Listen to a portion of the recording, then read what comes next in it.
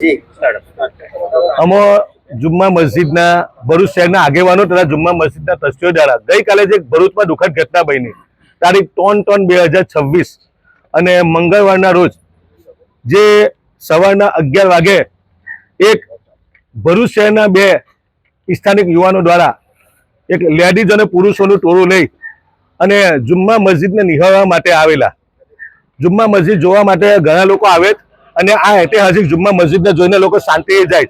અહીંયા પોલીસ પ્રશાસન, પુરાતત્વ વિભાગના કર્મચારીઓ તમામ લોકોની હાજરીમાં ગઈકાલે એક ટોળાએ અહીંયા આવી અને ભરૂચ જિલ્લા કલેક્ટર શ્રી તથા પુરાતત્વ વિભાગના ખુલ્લેઆમ જાહેરનામાનો ભંગ કર્યો અને અહીંયા અગરબત્તી, નારિયેળ, દીવાબત્તી કરીને પૂજાપાઠ કરવાનું શરૂઆત કરેલી.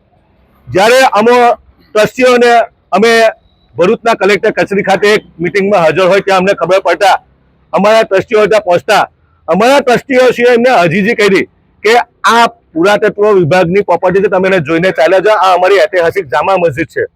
પરંતુ એમની સાથે આવેલા બે વ્યક્તિઓ દ્વારા આ એક ષડયંત્ર રચવામાં આવેલું. ભરૂચ શહેર શાંતિપ્રિય શહેર છે, અહીંયા એકલાસથી ભાઈચારાથી લોકો રહે છે. આ જિલ્લાનું માહોલ બગાડવા માટે, ભરૂચ શહેરની શાંતિને દોહરાવવા માટે આ બે વ્યક્તિઓ દ્વારા જે અહીંયા ટોળો લઈને આવ્યા અને અહીંયા પૂજા પાઠ કરવાનું શરૂઆત કરી. આનાથી આ એક કાવતરું છે. અમે ભરૂચ જિલ્લા કલેક્ટર સાહેબ, ભરૂચના એસપી સાહેબ અને બી ડિવિઝન પીએસઆઈ અને પુરાતત્વ વિભાગે માંગ કરીએ અને નિષ્પક્ષ તપાસ કરવામાં આવે. આ કાવતરાનો એક ભાગ છે. ભરૂચ શહેર શાંતિપ્રિય શહેર છે અને કોમી તોફાનોમાં ઠોકી દેવાનો એક પ્રયત્ન થયેલો છે. પરંતુ અમે તમામ બીજા ધર્મના લોકોનું આદર સન્માન કરીએ. ભરૂચ શહેરમાં શાંતિ છે, ભાઈચારો છે અને અહીંયાના સ્થાનિક લોકો પણ ઘણી એવી મદદ કરી રહેલા છે.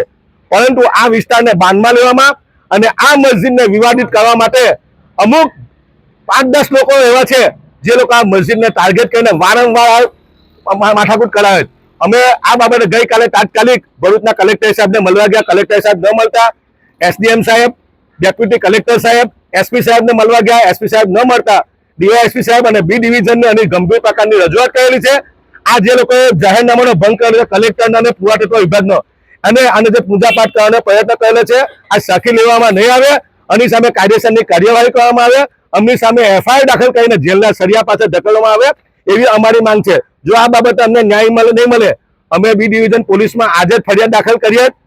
ગૃહમંત્રી, રેન્જ આઈજી અને ગૃહ સચિવને અને માનવ અધિકાર આયોગમાં અમે ફરિયાદ દાખલ કરીશું. હવે પછી આવી ઘટનાનું નિર્માણ ન થાય એ તમામ જવાબદારી ભરૂચ જિલ્લા વહીવટી તંત્રની અને પોલીસ પ્રશાસનની અને પુરાતત્વ વિભાગની હોય.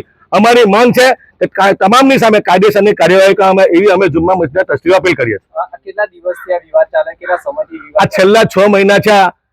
અમુક તત્વો દ્વારા ભરૂચ શહેરની જે શાંતિને દોહરાવવાનો પ્રયત્ન કરે એ લોકો વારંવાર આવી રીતે જોહુકમી કરે અને અમને જાણી જોઈને ટાર્ગેટ કરવામાં આવે છે.